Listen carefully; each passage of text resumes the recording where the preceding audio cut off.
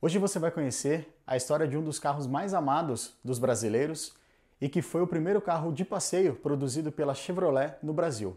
Então pega o seu café e bora falar de carro.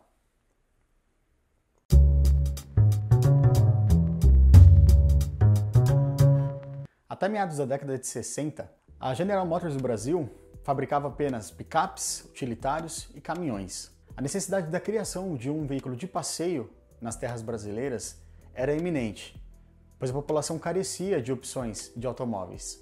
Várias opções estavam disponíveis para a GM, pois ela contava com operações na Europa com a Opel e com a Chevrolet nos Estados Unidos. As opções iam dos europeus Opel Kadett e Record até o americano Chevy Impala.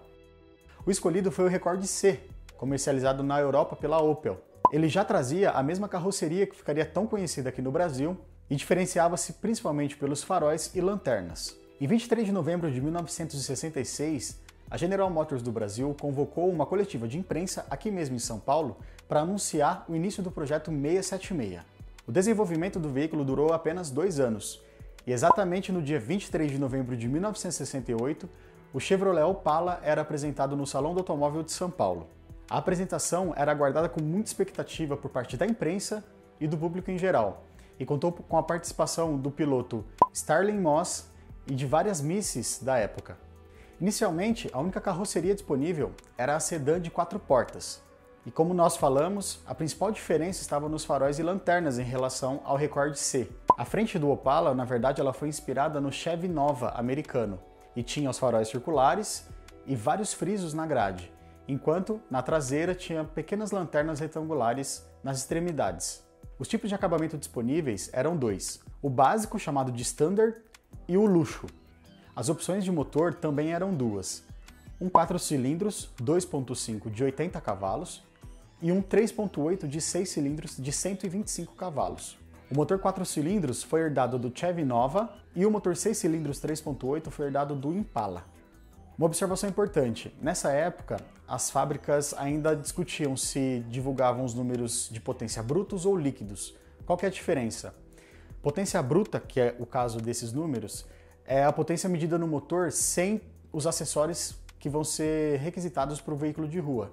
Então ele não vai ter polia que gira o alternador, ventoinha do radiador, não vai ter coletor de escape, coletor de admissão, da mesma maneira que vai ser no carro de rua. E por isso, geralmente, a potência é maior do que aquela que vai ser aferida num carro de rua. Hoje em dia, ficou convencionado que as montadoras divulguem os números de potência líquidos, já descontadas todas as perdas por esses acessórios no motor. Uma coisa muito interessante é que já nessa época, a GM se preocupava com a modularidade dos seus motores para reduzir os custos de produção.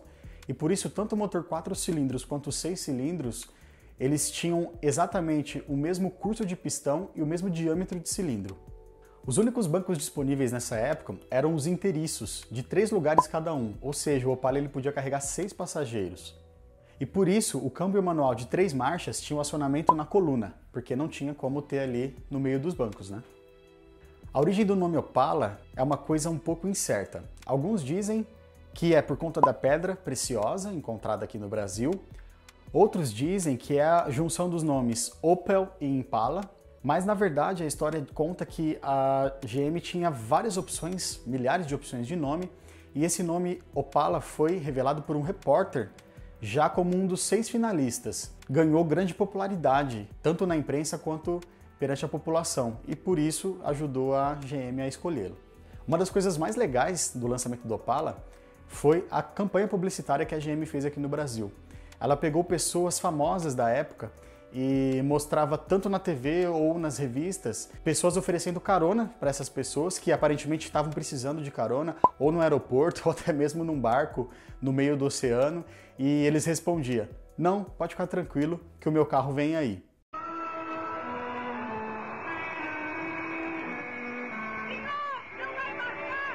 Não, obrigado, meu carro vem aí. É tempo de Chevrolet Opala. Isso tudo acontecia antes do Opala ser revelado, então gerou aquela expectativa, pô, que carro é esse que tanto está se falando, né? E aí veio o comercial do Opala dizendo que o seu carro chegou.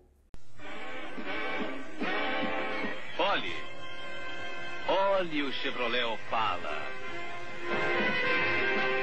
Pronto, seu carro chegou. Entre no Chevrolet Opala e prove seu desempenho. Seu temperamento é sensacional. Pronto, seu carro chegou. Entre no Chevrolet Opala. Sinta o seu conforto, a beleza interior refletindo a beleza exterior. É sensacional. Pronto, seu carro chegou. Prove, sinta o Chevrolet Opala. É o carro certo, o tamanho certo, o conforto certo. Logo quando lançado, em 1968, o Opala com um motor 6 cilindros 3.8, 3.800, né, já se tornou o carro mais rápido do Brasil, ultrapassando o Fenemé 2000 JK.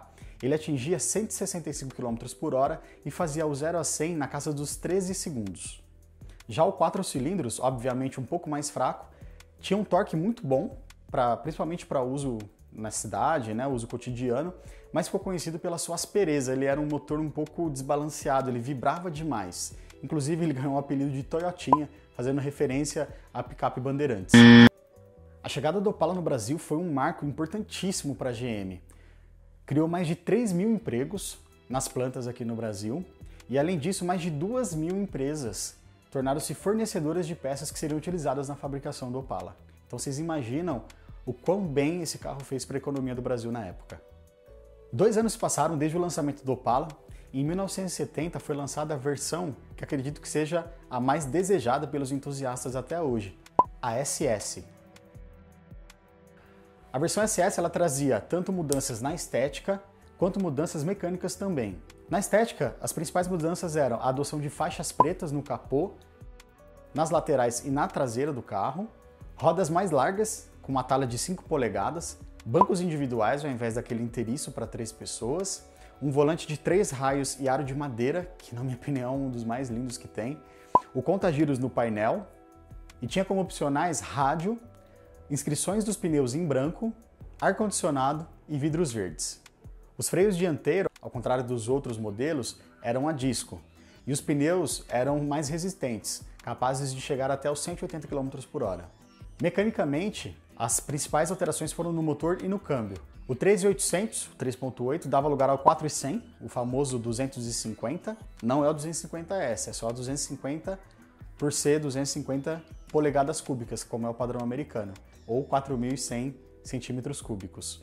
O aumento da cilindrada veio no aumento do curso dos pistões, que subiu de 82,5 para 89,7 mm, assim como já era no Chevy Nova e no Chevy Impala, desde 1968. Essa alteração elevou a potência para 140 cavalos brutos e para 29 kgfm de torque. O câmbio agora era de 4 marchas, mas a 4ª marcha era com a relação de 1:1, ou seja, sem overdrive. E o mais importante, para uma pegada esportiva, tinha o acionamento no assoalho, né? É o famoso 4 on the floor. Apesar do apelo esportivo, a única opção de carroceria continuava sendo apenas a sedã de 4 portas, que cá entre nós não é a mais esportiva, né? Assim como o nome Opala, a sigla SS também divide opiniões quando se diz respeito à sua origem. Alguns dizem que significa separated seats, que significa assentos separados, né, por conta dos bancos dianteiros, mas que é rebatida por outros porque dizem que essa expressão não é comum nos Estados Unidos, utiliza-se outra expressão. Outros, como eu, acreditavam ser SS para Super Sport, né? Que é o que é utilizado hoje em dia. E tem também uma confusão aí, porque em uma das peças publicitárias a GM acabou usando SS Superstar para descrever esse modelo, então também fica a dúvida. Em 1971 vieram algumas pequenas alterações para os demais modelos da linha, como por exemplo o alongamento do diferencial para os motores 4 cilindros, para manter o seu funcionamento mais suave em viagens, né, no uso nas rodovias. A grade dianteira também sofreu uma pequena alteração. A versão básica do Opala passou a se chamar Especial, ou seja, Opala Especial, e também foi introduzida a versão Gran Luxo. Ainda em setembro de 1971, a carroceria Coupé de 2 portas, aquela sem a coluna no meio, né, foi apresentada. E nessa mesma época, o motor 3.800 saía totalmente de linha para dar lugar ao 4.100. Em 1973, mais algumas alterações estéticas. Vocês vão ver que foram várias até o final da produção. O que mais chamou a atenção foi a grade dianteira, que agora tinha apenas um friso no meio, ao invés daqueles vários frisos. Os piscas saíram do para-choque e foram para as laterais dos faróis, nas extremidades. E as luzes de ré, que também eram separadas atrás, foram parar também ao lado das lanternas traseiras. Os bancos individuais, que estavam apenas disponíveis na versão SS, passaram a ser opcional em todas as demais versões da linha, assim também como o ar-condicionado, que estava como opcional apenas em algumas versões, passou a ser disponibilizado em todas as versões. As unidades equipadas com motor 6 cilindros agora vinham com um freio a disco dianteiro de série e servo-freio também de série, finalmente, né?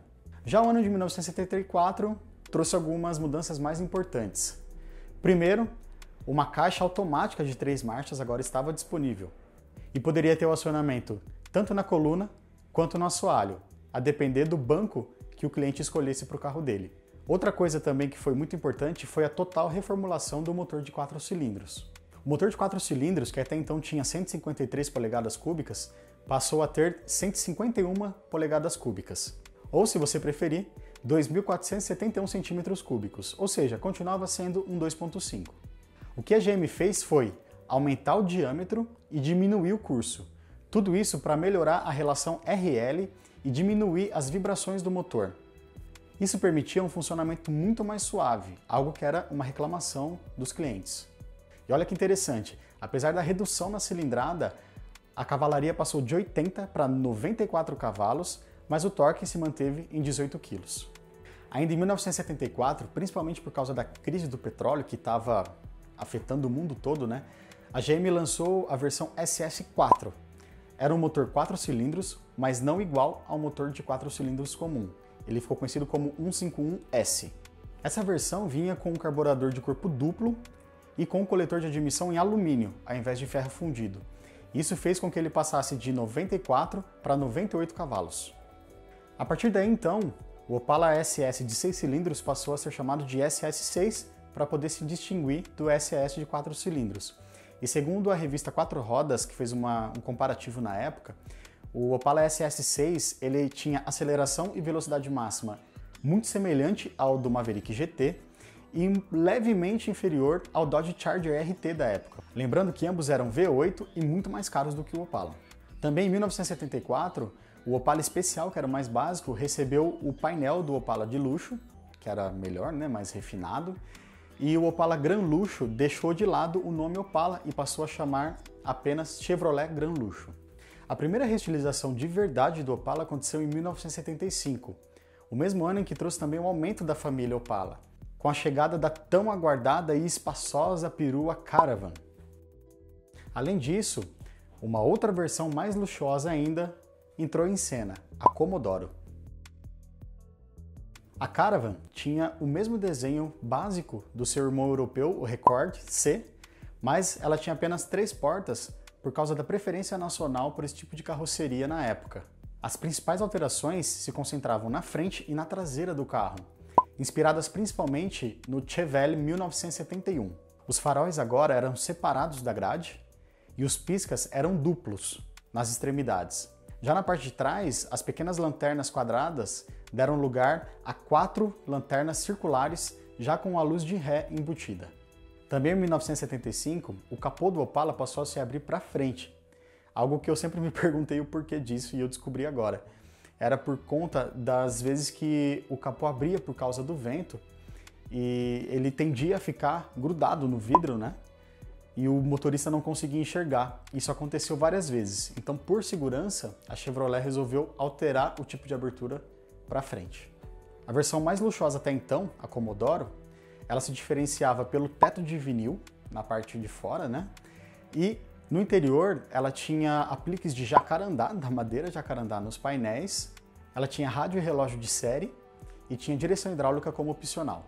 Também em 1975, a versão SS, que tinha perdido as faixas pretas para dar lugar a um capô totalmente preto, voltava a ter o capô na cor da carroceria e voltava a ter as faixas pretas. Você vê como é interessante, o Opala ele tem tantos detalhes assim de um ano para o outro, que o cara que entende mesmo, ele bate o olho no carro e ele sabe de que ano é, de que modelo é, que versão que é, só de olhar esses detalhes, né? É muito interessante. Ainda nesse ano, o Opala 4.1 passou a contar com um sistema de arrefecimento selado para poder deixar as reposições de água mais espaçadas, né? E também recebeu o carburação com corpo duplo. Isso elevou a potência em 8 cavalos, passando de 140 para 148. O Opala Especial, que era o mais básico, deixou de ser chamado de Opala Especial e voltou a ser chamado somente de Opala. Em 1976, a taxa de compressão de todos os motores ficou um pouquinho mais agressiva. Ela passou de 7 para 1 para 7,5 para 1. Além disso, o motor 151S, que estava disponível somente na versão SS4, passou a ser opcional em todas as versões. Também em 1976 surgia o cobiçado teto Las Vegas do Commodore Coupé, que tinha apenas a parte posterior revestida de vinil. Mas com certeza, o que marcou o ano de 1976 foi o surgimento do motor 250S, o lendário motor 250S, que era uma resposta da GM aos motores do Maverick GT e do Dodge Charger RT.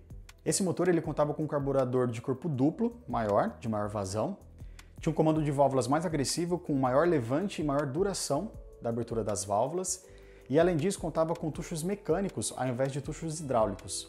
Isso reduzia a chance de flutuação das válvulas e permitia que se trabalhasse um regime de rotação mais alto. Não é à toa que os Opala 250S têm um conta-giros que vai 1000 giros a mais do que os Opalas normais. As mudanças valeram a pena, porque a potência subiu de 148 cavalos para 171 cavalos. Agora a velocidade máxima era de 200 km por hora e o 0 a 100 era cumprido na casa dos 10 segundos. Em 1977, a GM trabalhou principalmente na caixa de câmbio do Opala. Até então, tanto o câmbio de 3 quanto de 4 marchas tinha a última marcha com a relação 1 para 1, ou seja, cada rotação do motor era igual a uma rotação das rodas. Ou seja, a terceira marcha de um câmbio de 3 marchas e a quarta marcha de um câmbio de 4 marchas tinham a mesma relação, 1 para 1. Isso fazia com que o Opala trabalhasse em rotações mais altas em viagens, por exemplo. Então o que eles fizeram? Pela primeira vez, eles colocaram uma marcha overdrive no câmbio de 4 marchas, que tinha uma relação de 0,86 para 1. O que isso significa? A cada 86 voltas do motor, a roda dava 100. Então se tornava mais econômico e o motor poderia trabalhar num regime de rotação mais baixo, principalmente em viagens. Em 1978, o Opala chegou à marca dos 500 mil carros produzidos. E a versão SS foi estendida também para a Caravan, que tinha o mesmo visual, o mesmo apelo esportivo, né, do Coupé SS, e vinha também com 4 faróis auxiliares na frente. 1979 marcou a chegada dos carburadores de corpo duplo em 2 estágios, ou seja, progressivo, né? Abre um estágio e depois abre o segundo. Isso era uma beleza para dar pau depois de uns anos. A linha de 1979 também era para receber a nova versão, que era a Diplomata, que seria a nova versão de topo, a mais luxuosa de todas, né? A Chevrolet apresentou essa versão no salão de 1978, iria entrar em produção em 1979, mas foi abandonada pela Chevrolet.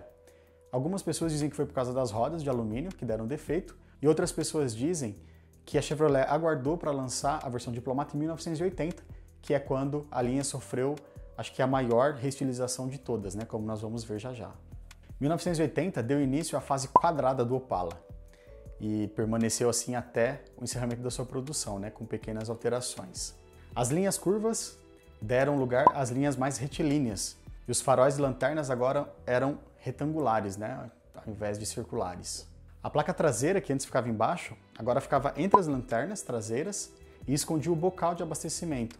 A placa é rebatida para poder reabastecer o carro.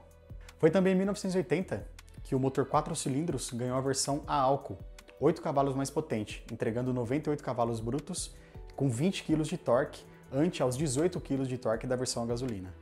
Apesar de toda essa alteração de estilo no exterior, o painel do Opala continuava o mesmo da linha de 79, e isso causava um pouco de estranheza nos consumidores. Foi só em 1981 que a GM trouxe para a linha o Opala com os painéis de plástico, já com as linhas retas, seguindo o estilo do exterior. 1981 também foi um ano triste para quem gosta de Opala, pois foi o último ano que foram fabricados os modelos SS. Daqui para frente você vai ver que foram feitas várias mudanças paulatinamente, ano a ano. E isso, na indústria automotiva, começa a mostrar que o modelo está ficando já cansado e ultrapassado, que precisa de atualizações todo ano, para não morrer. Em 1982, os motores a álcool agora utilizariam ignição eletrônica e o tanque teria capacidade aumentada para 84 litros. Em 1983, foi introduzido o câmbio de 5 marchas para o motor 4 cilindros, sendo a quarta 1:1 e só a quinta overdrive. Já em 1984, foi a vez do motor 6 cilindros ganhar uma versão a álcool, e ele tinha 134 cavalos e 30 kg de torque. E aqui já são números líquidos, porque a indústria, pelo jeito, já tinha mudado a forma de divulgar os seus números, né? 1985, mais algumas mudanças estéticas. Retrovisores, grade, rodas, calotas. Além disso, os piscas, que antes eram vermelho da cor da lanterna, por conta da nova legislação, precisavam ser laranjas. Esse foi o ano também que o Diplomata recebeu os famosos apliques, né, de plástico na lateral, em toda a porção lateral do carro. E também foi o ano onde foi introduzidos as perfumarias elétricas, né, vidro elétrico, trava elétrica, retrovisores elétricos, esse tipo de coisa. Também em 1986 foi a vez da versão Diplomata ser estendida para Caravan. Na verdade, era uma resposta da GM à Volkswagen Quanto, que estava fazendo bastante sucesso. E ela seguiu os mesmos padrões do sedã e do coupé. Tinha aqueles apliques na lateral e, além disso, tinha um bagageiro no teto e uma divisória, que é aquela retrátil, né, no porta-malas. Já em 1988, o Opala sofreu mais uma reestilização, agora inspirada no seu irmão mais novo, o Monza, que foi líder absoluto de vendas entre 1984 e 1986. As principais diferenças agora estavam nos faróis, que eram trapezoidais, né, não mais retangulares, e a placa traseira, que antes ficava entre as lanternas, desceu novamente para baixo do para-choque e deu lugar a um aplique que cobria toda a porção de trás. Então ficava lanterna, aplique, lanterna, tomando toda a porção traseira do carro. As versões foram reduzidas a Opala SL, Commodoro SLE e Diplomata SE. E algumas alterações também no interior, como volante, painel, vários detalhezinhos que eu não vou ficar especificando aqui. 1988 também trouxe, finalmente, uma caixa automática de 4 marchas, aposentando aquela arcaica de 3 marchas.